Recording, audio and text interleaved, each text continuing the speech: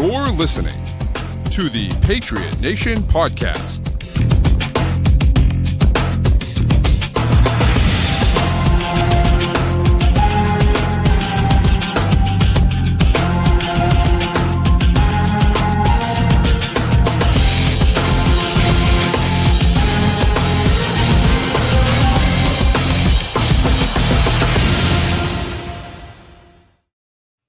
All right, welcome into another edition of the Patriot Nation Podcast. As always, a proud member of the CLNS group of podcasts. Make sure you download and subscribe to all of the great shows to get great Patriots content all week long. But tonight, it's the Pats Nation post-game show. And Matt, this might have been the game of the year, Matt. This might have been the game of the year. Woo-wee! What a win by the Patriots. What a win. May gets 300. May gets his first fourth quarter comeback. Patriots officially back in the playoffs for the first time since 2021. And it really didn't look like that's how this was going to go at one point tonight. So if you're a neutral fan watching this game, this had to be electric. As a Patriots fan, highly stressful. But oh God, this is why you watch, right? Yeah, you watch to see your team pull through in big moments. And oh boy, was this one of them. And it really was. And honestly, for me, it's, this is why, okay, I got killed for this take last week. I got killed for it. This is why I blamed Drake May for last week. Because rightfully so, he's going to get all the credit for this win, right? We'll mention Callahan chasing, and we'll mention the stop by the Patriots, and we'll mention Baltimore losing their ever-loving mind and benching Derrick Henry for some ungodly known reason why. No idea why they would ever do that. Shout out John Harbaugh. Whatever, okay? We'll mention those things. But the thing we're going to talk about is Drake May. And Drake May putting the team on his back and winning this game for the Patriots. And he didn't do that last week. And he's capable of doing that.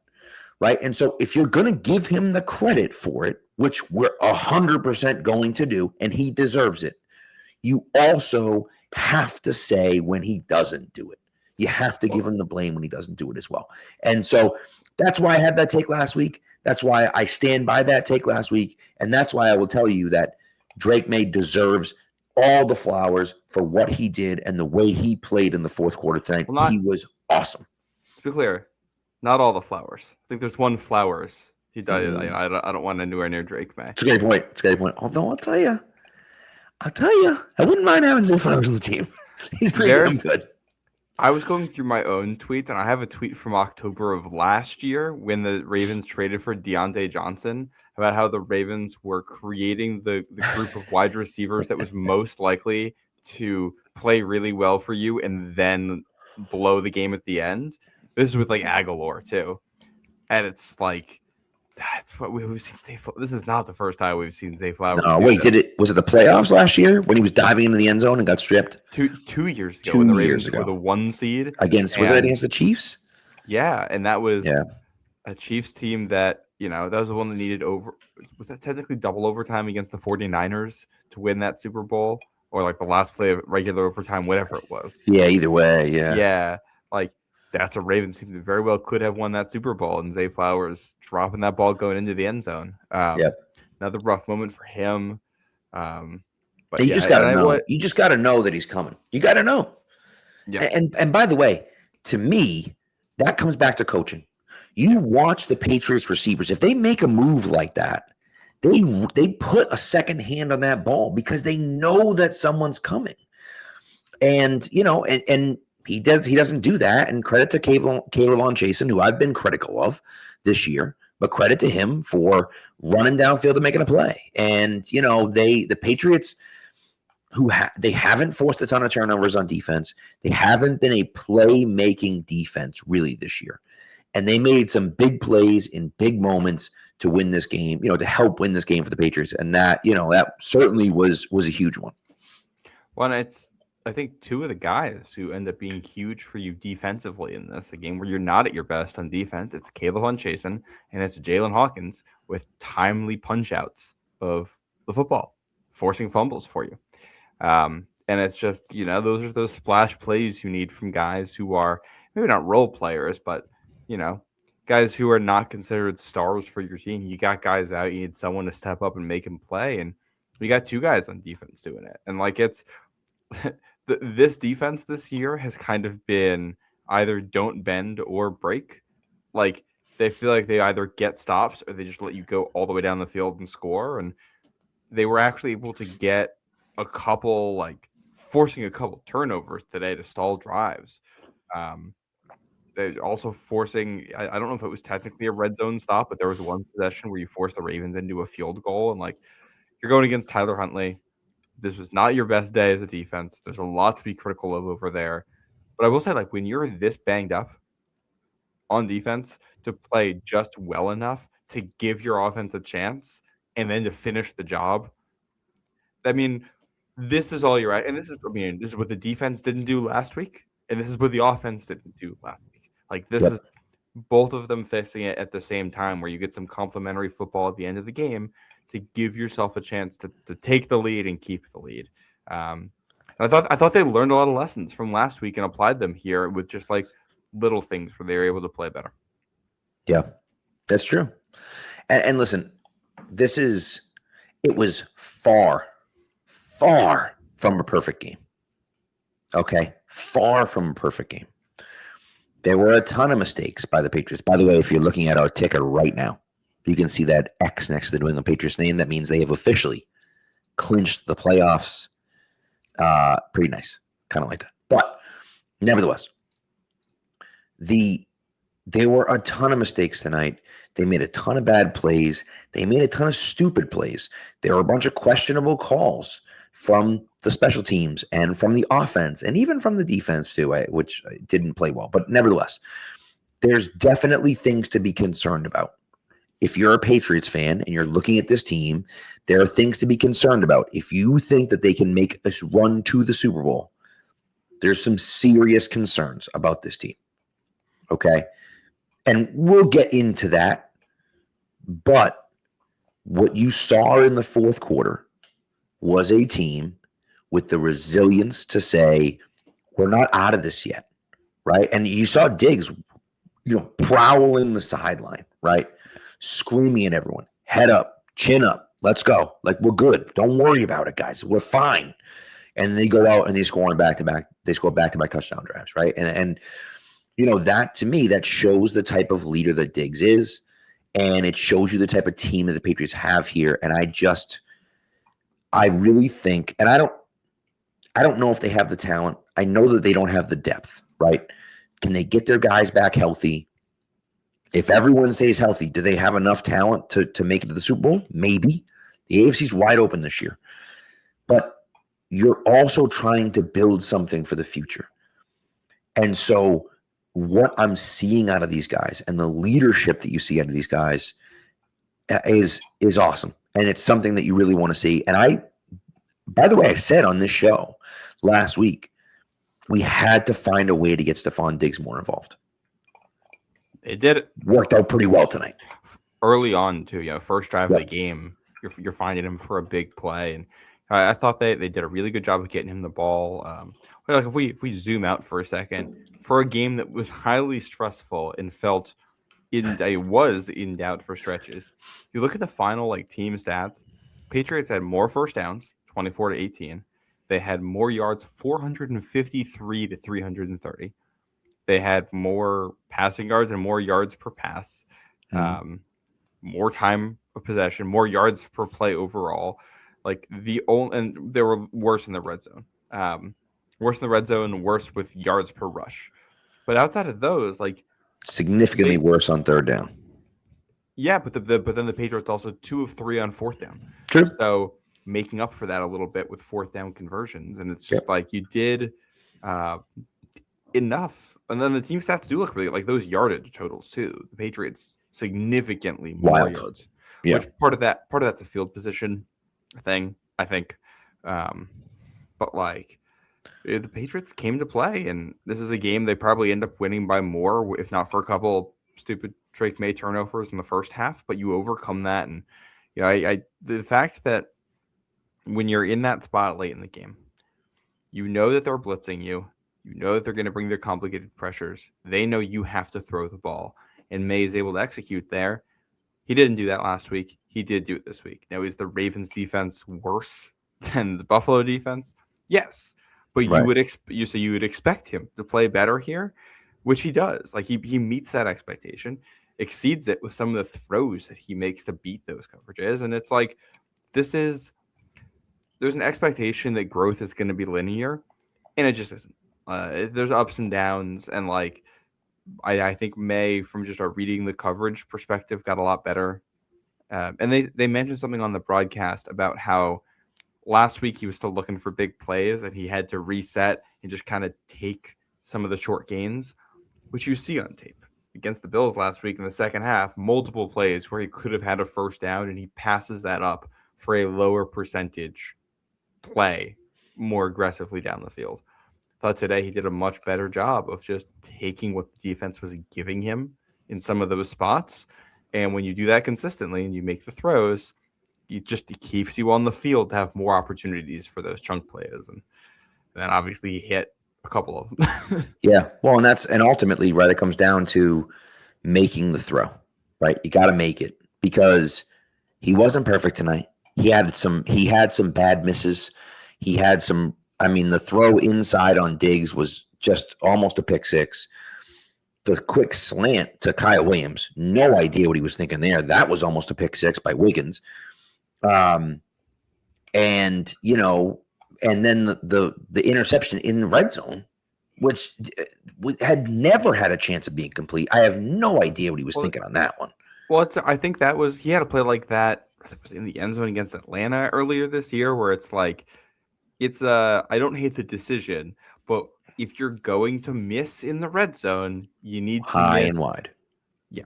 Especially like in that particular area of the field, and he just misses low and short. And that's it's the cardinal sin in that area. Right. And it's just like, that's where he needs to get better. The fact that you can do that and overcome it, and like, that's where the defense comes into it. You make mistakes on offense, the defense bails you out by forcing 2 turnovers. This ends up even with those mistakes, you're net neutral in the turnover department. Right. And one of these gets canceled out right away. That first pick, the next drive is when Baltimore fumbles it. And that's, I believe, when the Patriots go down and score a touchdown. Yeah. Yeah. So you're able to cancel that out right away. And, just doing enough to get the win. Right. And ultimately, that's what it comes down to. That's what you need. Just win the damn game, right? And, however you can do that, whether it's defense, whether it's offense, I think, a concern for me moving forward is the special teams. I think the special teams is a mess right now. I think that, the punt return unit hasn't been able to get anything going. I think partly that's because teams are just like, we just literally can't punt it to Marcus Jones. Like, would anything else but punting it to Marcus Jones, which is probably pretty smart. They're also not forcing a lot of punts right now. It's also true. That's also very true. The kickoff unit has been poor. The start of this game, they were just kicking out of the end zone because they were just like, we're just not even going to deal with it. We'll just give it to you at the 35, right? And then, can I comment on that real quick? Yes. Key play in this game, last possession for Baltimore. It's not a good kickoff from Andy Borregales. I don't think it even gets inside the 10-yard line. And Brendan Schooler just makes a play and makes a great tackle. And I don't remember. I think it was short of the 30. He tackled him. It's a 31. 31. Okay, yeah. Because definitely short of the 35. So that's a +4 basically for field position there that you have earned. Like in a way, you can think about that as a 4-yard loss. Well, and it's interesting because Springer talked about this on Friday, where he said, we don't want to just kick the ball into the end zone because that's a 5-yard. The typical NFL starting is, at the 30-yard line. So we don't want to give up 5 yards on every kickoff, but we got to be able to cover it, right? And so at the beginning of the game, they were just kicking out of the end zone, and then they said, all right, well, we got to make some plays here. And 2 times in a row at the end of the game, they were able to stop them at the 31-yard line. I think both of them went to 31. And so those are important plays. And again, like you said, it's a 4-yard loss. And it doesn't seem like much because it's still 1st and 10. But they're starting 4 yards back, right? That stuff matters. And so, ultimately we'll see how well the Patriots can win and how well they can do. But that's something that I was happy to see. Yeah. I will say that I think one of the more controversial plays of the game is that fake punt. I would like to learn a little bit more about what went into it. I didn't hate it as much as others. Like in a position like that where your defense is getting gashed the way it was, I'm not sure it makes a difference if you're giving them the extra field position because it feels like the other team's going to score regardless. And they called this out on the broadcast that the Patriots had a delay of game on a punt, I think early in the second half or late in the first half.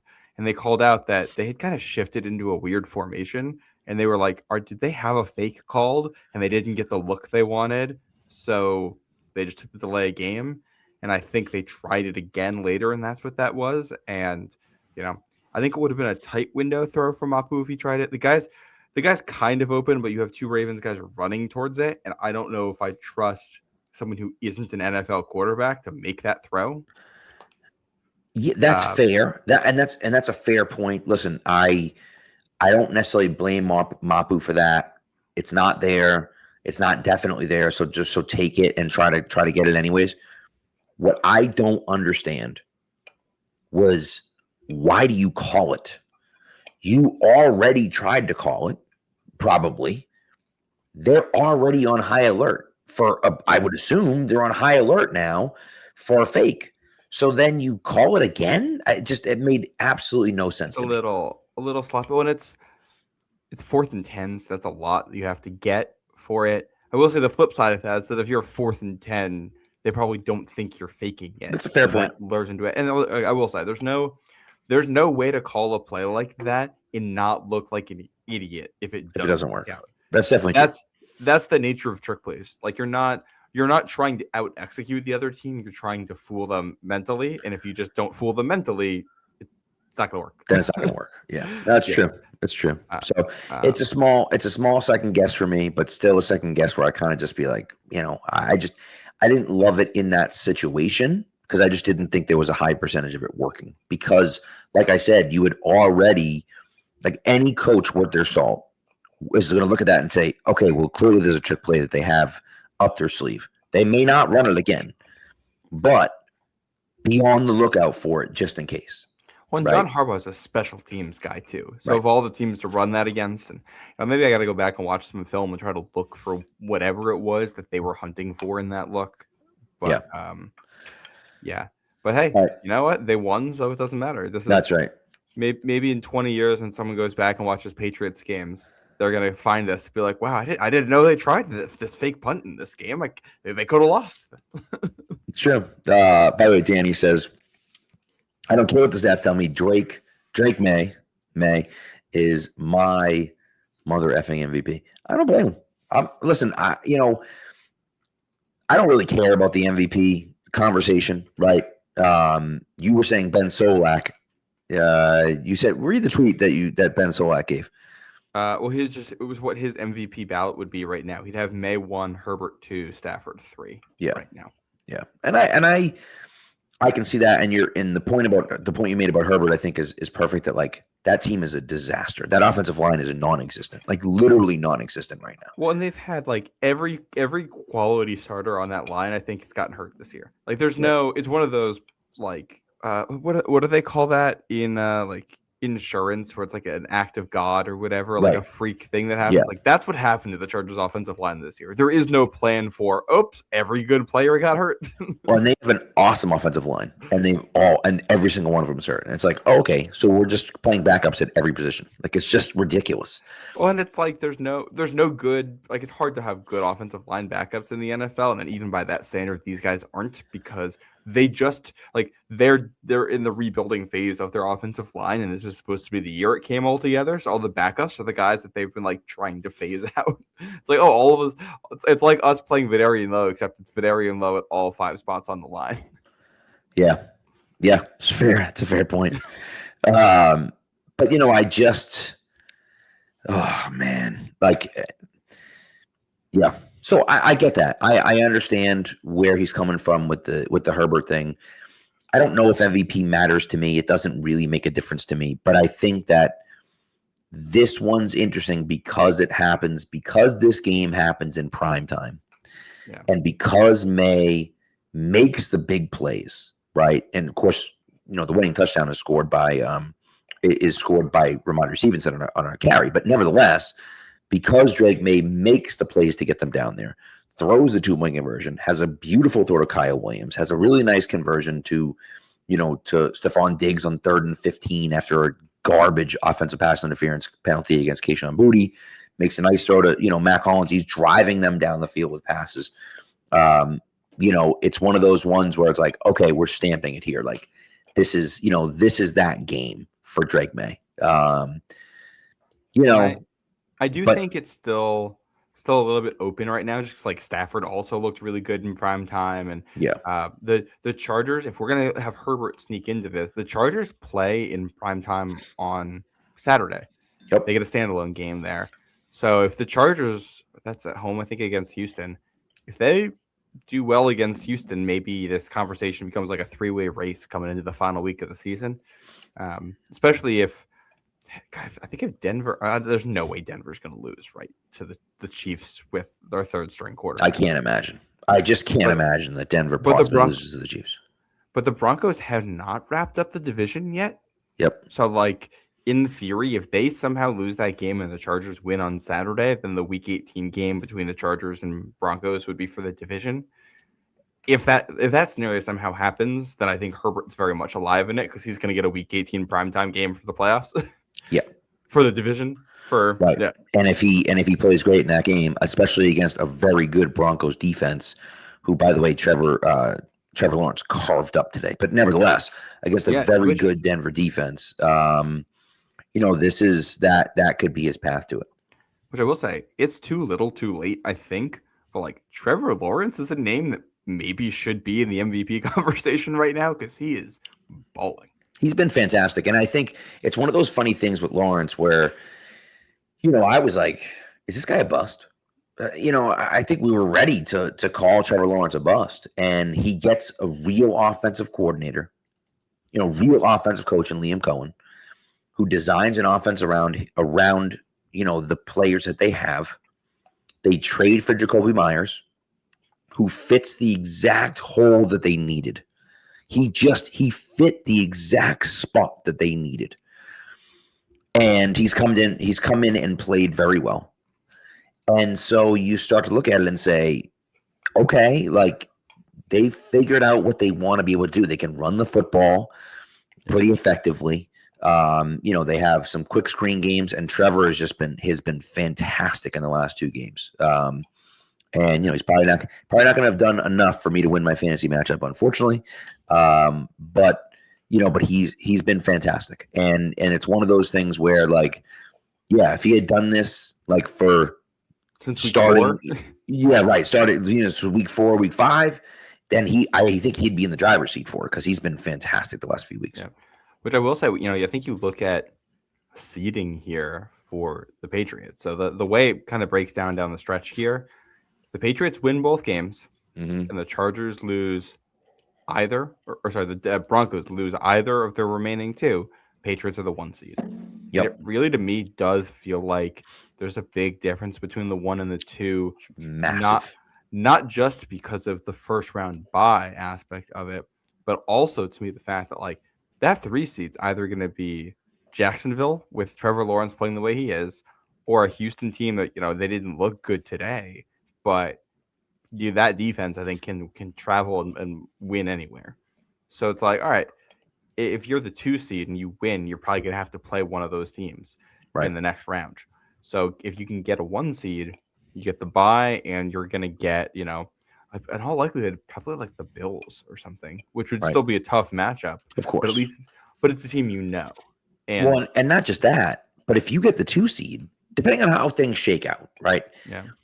If you get the 2 seed, you could fall in a situation where you're getting the Bills anyways. and then the 3 seed after that. And I don't think the Bills are going to lose another game. They could. They might lose next week to Philadelphia. But if the Bills lose next week to Philadelphia, there's a chance they end up at 7. And if they end up at 7 and you're at 2, you have to play the Bills. And then if you beat the Bills, then you're playing the Jaguars or the Texans the game after that. And that's a tough road, man. That's a tough road. And so, if you're the 1 seed, maybe you play the Bills, but like Okay, that sucks. We don't want to play the Bills. Like, the Bills are really good and they have Josh Allen. But, like, you're only playing one of those teams or you're playing the other one in the AFC Championship game, if that's the case. Yeah. I will say the way the seeding projections look right now, it's likely the Bills are the 5, assuming they beat the Eagles, who have the Eagles kind of seem like basically locked into their play. Like they seem to just kind of be guaranteed to be the 3 seed at this point. They've already won their division. They're not officially the 3 seed, but I don't know. Their last game's at home against a bad Washington team, and I wouldn't be surprised if we don't see their best effort at Buffalo next week. So maybe they rest some guys who are banged up too. Right. That most likely not going to catch the Bears. Yeah. So and they're definitely not going to lose out. They're definitely not going to drop a 4. So yeah, they're chilling right now. So if the Bills win out, they're probably the 5 seed, which means the winner of that Chargers-Texans game will be the 6. The loser is going to end up being the 7. That's probably how this shakes out, unless the Colts somehow sneak in. And then right now, the Athletics projection actually has the Patriots as the 1 seed, which it uses the kind of average number of wins that you would get. It has the Patriots at 13.6 wins and the Broncos at 13.3 wins, that's effectively saying what the Patriots. I'm trying to do some math here. What the Patriots win, like, oh my goodness. It's saying we have 1.6 expected wins in the next 2 games. So that's correct. We have an 80% chance of winning. That's what I was trying to get to, like an 80% chance of winning the next 2 games. 1.6 out of 2. Yeah, I got you. Yeah, and then the Broncos have like what, a 60%, 65% chance of winning their next 2. Like that's basically what that comes down to. So it's we might actually end up, if the Patriots win next week and the Bills lose to the Eagles, you end up with a situation where it might be the Patriots and Broncos both playing in the 4:00 window on Sunday, week 18, because they have to play at the same time for the 1 seed. Right. Like I think we're in a real position here where I'm starting to expect a 4:00 game week 18 over the 1:00 game, just because like you'll need it to play at the same time as whatever's happening at West. I would agree. Yeah, I would agree. So. Yeah. But we'll see. You're right about that, though, because especially if it has seeding implications, you don't really want the Patriots and Broncos playing at separate times. You really want them playing together, especially if it's for the 1 seed. It's one thing if it was for the 4 seed or the 3 seed, depending on who's going to be 2 or 3. It's like whatever. We're talking about like who's going to get a first round bye. I think it makes sense to put that at a 4:00 game because. Yeah. Then you're talking about, okay, the Patriots have a chance to be the 1 seed, but the Broncos have a chance to be the 1 seed. Let's put them both on, let's put them both at the 4:00 window. That way they end at the same time. And then, the seeding gets figured out that way, as opposed to the Patriots already played in 1. Now the Broncos have to go out and win in order to get the 2, in order to get the 1 seed or whatever. So, I mean, whatever. It doesn't really matter. But I just think if the NFL cares about, which we know they do, if the NFL cares about building the most amount of drama, you want to be able to, on Red Zone, switch back and forth between the Patriots and the Broncos and say, oh, this is the implications of the 1 seed. No, this is the implications of the 1 seed, So we'll see. Yep. Well, and then I think when we look at the seeding, this game for the Patriots was massive as well because Jacksonville goes to Denver and wins. Yep. And that means that if you lose today, you drop to the 3 seed. Correct. But it's funny because once Jacksonville won, if you looked at the odds of it, all of a sudden, the odds of the Patriots being the 2 seed dropped massively. Yep. Because things hinged so much on tonight's result. If you're tied with the Broncos, then you are 1 Broncos slip up away from being in first place. And if you're tied with the Jaguars, you have to jump them to get back into second. Correct. And that late comeback today, and especially so from the Patriots' perspective, it's big. From the Ravens' perspective, the Steelers just won today. So it's not an elimination game, but it's a de facto elimination game. The Steelers' magic number is now 1. Right. They either have to, in order for the Ravens to win the division, because they can't make the playoffs outside of that. Yeah. The Ravens would have to win their last 2 games, and the Steelers would have to lose their last 2 games in order for the Ravens last to game win the division. Is Ravens-Steelers. Correct. But next week, the Ravens play the Packers, and the Steelers play, is it the Browns? I believe so. Yeah. So the Steelers win that game, then it's division's wrapped up. Right, it's curtains. And by the way, the Browns and Ravens Packers is the Saturday night game, so we might actually know if the division's wrapped up before that game even plays. That's true. That is true. Yeah. But this is a Ravens team that really does have their backs up against the wall. Like they needed to win this one tonight, and to walk them down the field twice with their season on the line. I mean, in that environment, like that's a great environment for football. It's truly impressive stuff from everyone involved in this offense, including. I totally agree. We're going to take a break in a minute, but before we do, James says, I'm going to read this because it's just hilarious, and I appreciate this, and so I'm going to read it out. It says, I'm not sure there's a way to quantifiably explain how bad that no call is in the English language, talking about the Keyshawn Boutte no call. German probably has a word for it that's 30 letters long and would be great for an indie band name. I'm not sure what it is, but he's probably not wrong. Danny had mentioned, let's talk about it, and that was his response to it, and I thought that was perfect. I just have no idea. I believe Chris Collinsworth said, any instance you get tackled, that should automatically be pass. That's automatically pass interference, and for some reason. They did not throw it. I don't understand why. If you call offensive pass interference against Keyshawn Boutte on a weak offensive pass interference, and then you don't throw that flag, I have no idea what we're doing here. Well, and it is textbook pass interference. The defender was intentionally trying to interfere. Correct. And that's ultimately what it comes down to. And then you want to turn around and say, well, the Carlton Davis one was defensive pass interference, and the Marcus Jones one last week was defensive pass interference, both on huge, massive, game-changing plays. And you call both of those DPIs, and then you don't call this one. It's unconscionable that you don't throw a flag on that. And ultimately, it ended up not mattering for the Patriots. Right, they win the game anyways, but if the Patriots had lost this game, the Patriots would look back, and Patriots fans could look back and say, "What are we even doing here? Like, what are we doing?" The refs, whatever. You can say the refs lost the game or whatever, but that doesn't matter. Like, that's crazy they don't make that call. No, I don't. It is like the defender made the play anticipating they were going to throw the flag. Like he didn't care they were going to throw the flag. You're just thinking that the flag is better than him catching this and going into the end zone. Exactly. Yes. Yeah, like that's the decision you're making there. And I think what makes this more frustrating is that Boutte gets hurt on the play. Right. And like we've talked about it on this podcast, there's been a trend now of Patriots receivers getting hurt on plays with head injuries and no flags coming of it. Right. This is like a 3-year trend, and I don't get it. Like it doesn't make sense to me. It seems entirely random. It's just bad luck. But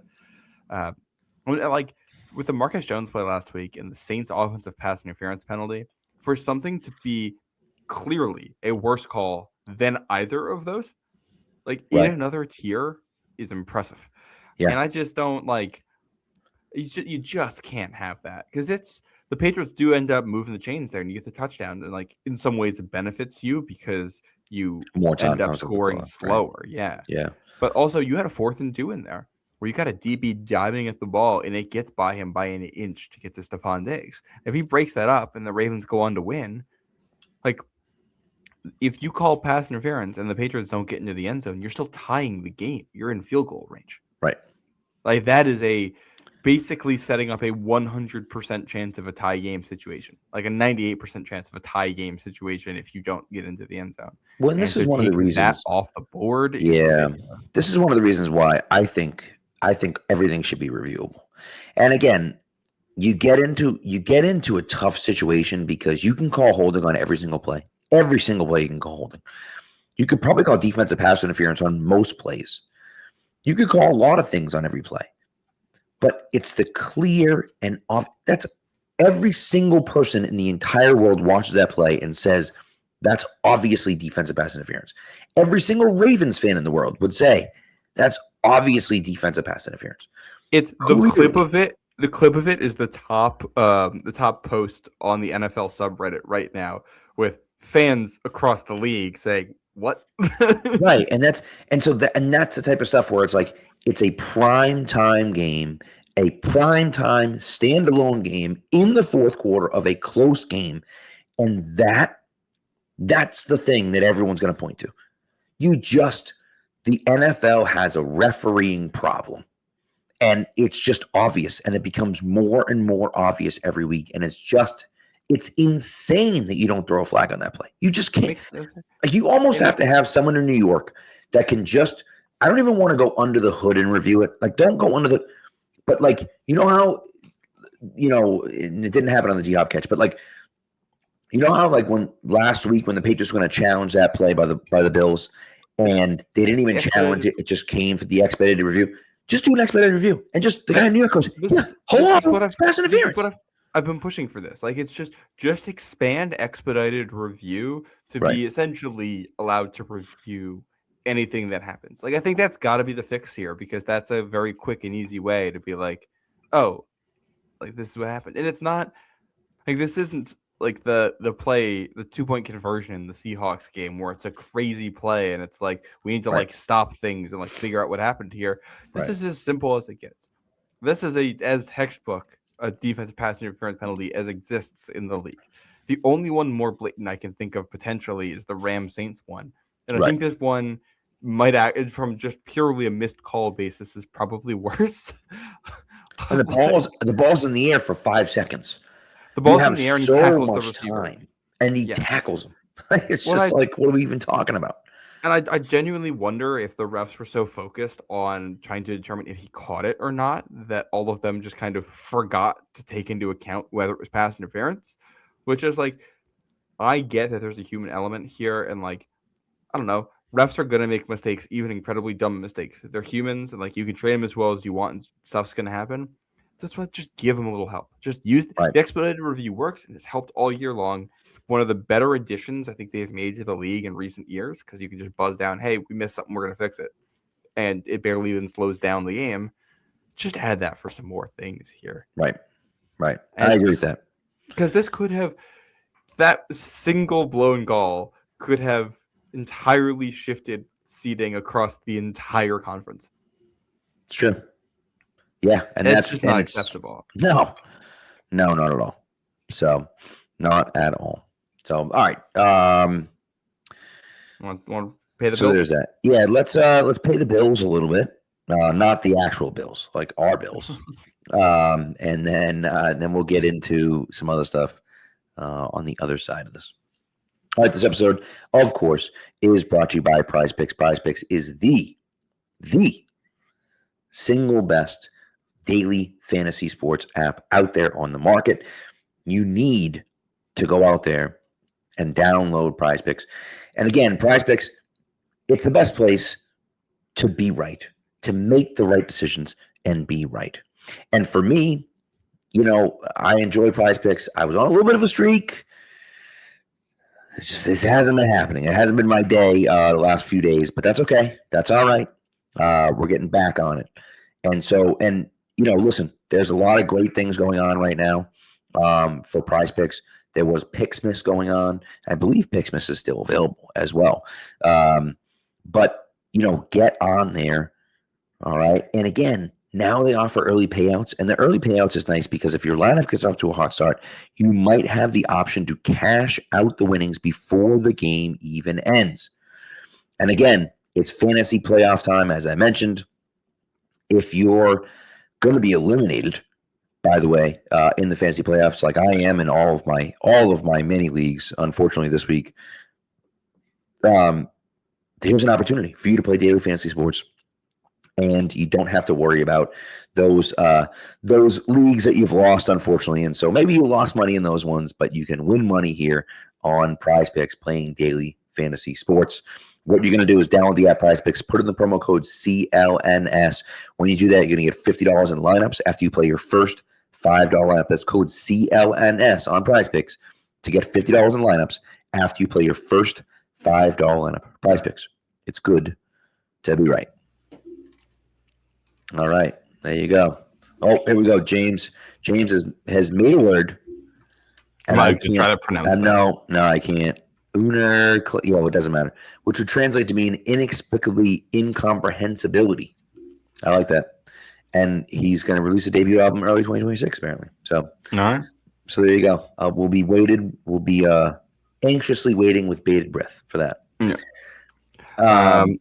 Where do we want? I think we got to talk through some of the plays in this game because we've talked implications. Yes. I feel like we haven't talked much about the specifics of this game. Where do you want to start? Oh my God, dude. There's so many. There's just so many. Oh God. So I guess the place I really want to start is the run defense, which I get that Robert Splain's out, and I get that Williams is out as well. I get it. Okay. But you just can't be that terrible against the run. You can't be. You just can't be that terrible against the run. And the Patriots got gashed all night long. All night. Derrick Henry averaged 7.1 yards per carry tonight. Zay Flowers had an 18-yard touchdown, but like Derrick Henry destroyed the Patriots today. And I know Derrick Henry's a good running back. I know that. But he hasn't been able to do that against most teams this year. And the Patriots just cannot stop the run. That's a huge problem going forward, I think. At least tonight, I did think it was more a talent issue than a scheme one. Like I mean, some of it's coaching. I like one clear thing of it being coaching is that like the Zay Flowers touchdown run, any of like the side to side stuff, like that gets us. I feel like there's just like the free bingo square of playing the Patriots is that you get one 15-yard jet sweep to a random wide receiver every game. That's just going to happen. And we just are not good at defending that. That's a coaching issue because that's like eye discipline and stuff. But the Derrick Henry stuff, I really did feel like a lot of it. Well, there's some scheme stuff there. A lot of it's like Milton Williams is out. Khyiris Tonga goes out mid-game. Joshua Farmer goes out mid-game. And it's like we're relying on Barmore, who's awesome, but then like Corey Durden and Eric Gregory. Like that's your defensive line. And you only had one 3-down linebacker on this team. The rest of these guys are role players. And I don't know, like we knew that this was an area where we thought the Patriots had some pieces that we liked before the season. We were hoping someone could step up and develop into a role, and just no one has. Like I don't really feel worse about any of the Patriots linebackers than I did before the season. It's just that we know what they are, and they are not guys who can be 3-down linebackers on the championship football team. Well, that's like I think there's things you can fix schematically about the run defense, but I also think a lot of this is just like the teams are gonna do this to you until you get Spillane and Williams and Tonga back.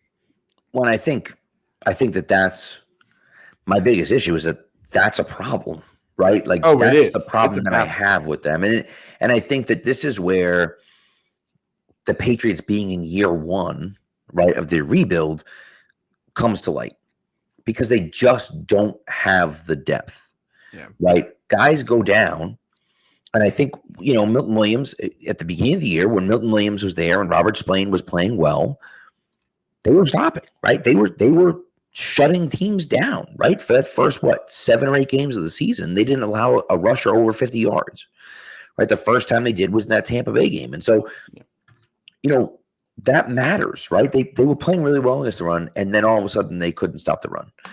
And those two guys go out, and specifically Williams goes out, but those two guys go out, and you have no answers for anything.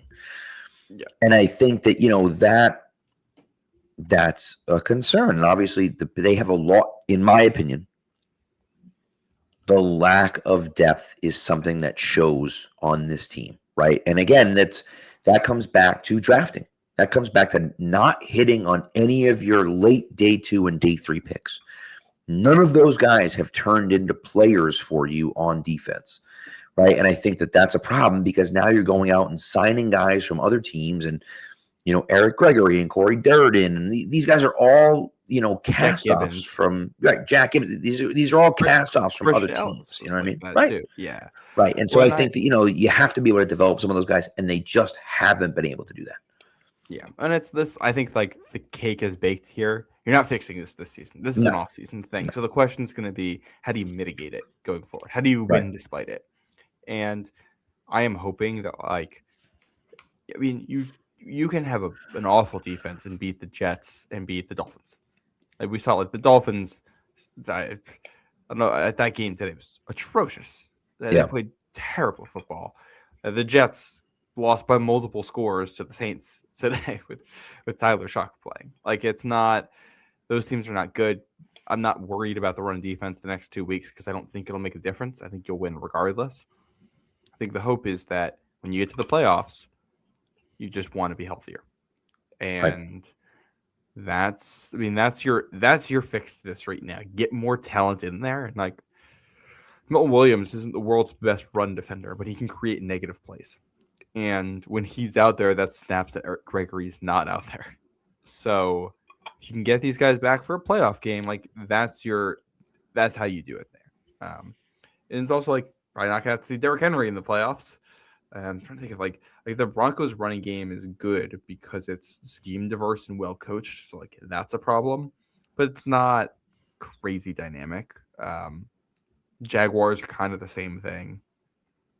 The best running game you might see in the playoffs is Buffalo. And you already did a good job against them earlier this year when you were healthier. Right. So maybe things change if you see them a third time this year. But yeah, run defense tonight was an issue. And thank goodness, Derrick Henry is probably the best closer, or at least the maybe second best closer if we want to throw Saquon Barkley in there, in all of the NFL as a running back. He does not touch the ball after 12:50 left in the fourth quarter in a game where they go up by 2 scores in a game where he's averaging 7 yards per carry. I mean, that was effectively like that was one of the single biggest things that wins this game for New England is that they go away from him and they try to give him a little bit of rest, and before you know it, they're losing. It's crazy. I don't understand how he's not in the game. It makes absolutely no sense how he's not in the game at the end. He's been your best player all game long. The Patriots haven't even come close to stopping him. They haven't even come close to stopping him. And you take him out. The Patriots just scored a touchdown to go down by 3 points. You're up by 3 in a game you absolutely have to win. And you take your best player off the field. Then the Patriots drive down and score a touchdown again to take the lead. And you still don't have Derrick Henry on the field. I don't understand it. Well, the problem is at the end, like once you're down, he's less valuable because he's not a passing back. Like he's, and this is like, I think they got too cute with it. The idea was we're gonna save him so that like once we get the next stop and there's 6 minutes left in the game, we can put Derrick Henry out there and he'll take us home. The problem is they don't get that stop, and they go with 3 and out. Like they're off the field so fast that like all of us, like it's how many offensive plays did the Ravens even run? Like let's say Derrick Henry runs in for a touchdown with 12:50 left in the fourth quarter. Right. Yeah, the Ravens run 6 offensive plays, and there's like some penalties and stuff in there. So yeah, they run 6 offensive plays. Well, that's what I also didn't understand. And then the Patriots have the lead. So like you barely even have an opportunity to try to run things down with Henry in there, and they just blow it. Well, that's the other part. Well, that's what I didn't get. Okay, you don't want to go for it right away. You picked up a first down. Yeah. Then you still don't put him in? That's where it makes absolutely no sense. If I were a Ravens fan, I'd be losing my mind after that tonight. Because that sequence where you get a run stuff on Keaton Mitchell on first down, and you force Huntley to scramble to set up a 3rd and long, right? That's basically defensively, like that's one of the key points in the game. Like I look back at Super Bowl 49. It's like when Rob Ninkovich gets that sack in between the two Patriots scoring drives. It's like, all right, like that's the one defensive play you need to allow your offense to have a chance. That back-to-back sequence, you got to run stuff and force Huntley to scramble for a short gain. Is like, that's when it turns. And you force him to a 3rd and 7, and Tyler Huntley's not going to beat you on a 3rd and 7. Like, I wasn't that worried about that. Right. Then it's just march down and score. And Ravens just overthinking it there. You're getting way too cute with it. And like, this is why you have to play. Like, it's, I don't know. If you lose this, you're basically eliminated from the playoffs. Like, use Derrick Henry. If he gets too tired and all of a sudden there's 2 minutes left and you're trying to run the clock out and you can't use him, then so be it. When you have the lead, like, that's the time to do it. Don't wait around, because sometimes you won't get the chance to use it. Yeah, but it's crazy, absolutely crazy. We want to talk about the Patriots offense in this comeback? Yes. What was your favorite play of those last couple of possessions? I think it was probably. That's a good question. I have. Go ahead. Answer. Go ahead. It's got to be the touchdown to Kyle Williams. So good. That was so good. And Kyle Williams had a little night for himself tonight, because he breaks away from Marlon Humphrey on a slant earlier in that drive, a little chunk gain, and then, it's a perfect throw from May to hit him down near the goal line, and then the ball tracking from Kyle Williams on that, like, that ends up being the difference on that play. Those two guys are stride for stride. He's not really open. But he's NFL open. He's open enough that you can give him an opportunity to make a play, and he just tracks the ball better than the defender. That's why he makes that catch, which is placed in a spot where only he can really go get it, and he does, and he corrals it. And that's just like, it does not get better than that on that type of play. Unbelievable stuff from both of them. If he can make plays like that consistently, he's going to be a huge weapon for the Patriots. A huge weapon for the Patriots if he can make plays like that consistently.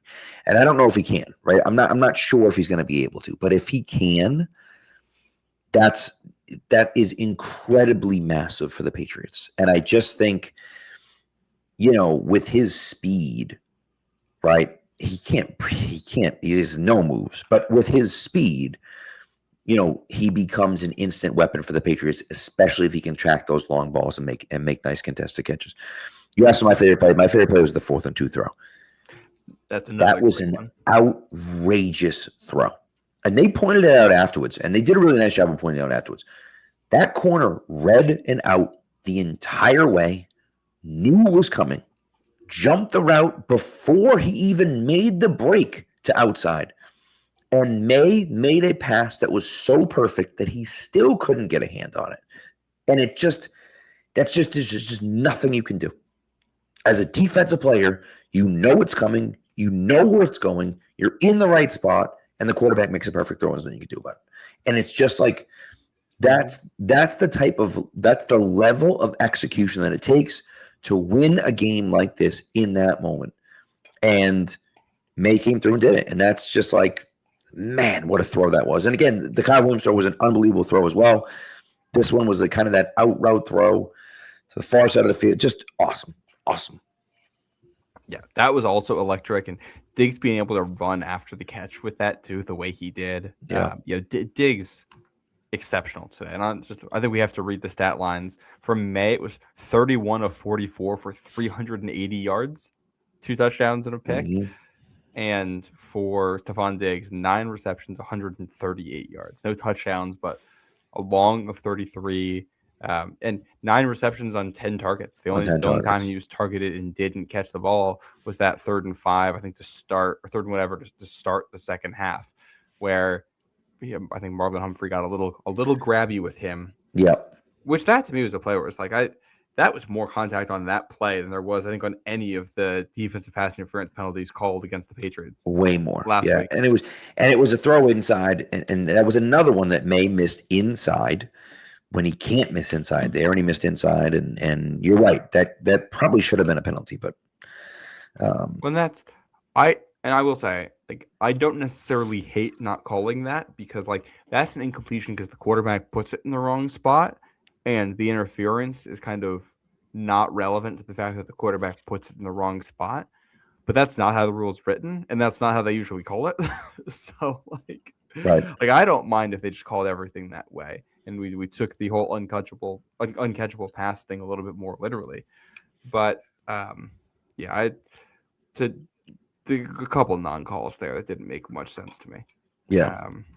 But those last couple drives, that obviously you've got the long touchdown, but Hunter Henry with a couple nice catches just to get you rolling. You got Kyle Williams winning there. Mac Hollins with a good catch. Mac Hollins has been exceptional this year. I think you could make a case that Mac Hollins has been the Patriots' best receiver this year. Over the entirety of the season, you could make a case that he's been their best receiver. Certainly their most consistent. Yeah, he's the safety blanket. Well, and I think one of the kind of not unheralded, but important plays, the first play of the last touchdown drive, 20-yard completion to Mac Hollins. Yep. And that play is important because obviously it gets you started and it gets you moving on a drive like that, but also you're backed up deep in your own territory and it's a 20-yard completion. So that puts you in a spot where you're further away from your own goal line, so you have to go for it on fourth down. You feel more comfortable with it. And also, there's enough time left in the game that if it's 4th and 8, you might just punt it away and try to get a stop. And now you're able to put them back at their own 20 instead of Baltimore being at midfield and being almost in field goal range. Just what that does for field position on the first play of the drive is so massive. Yeah, I agree. And then it's immediately just quick hitter, and then the Diggs 4th down play. And I will say if you don't, May finished with 380 yards.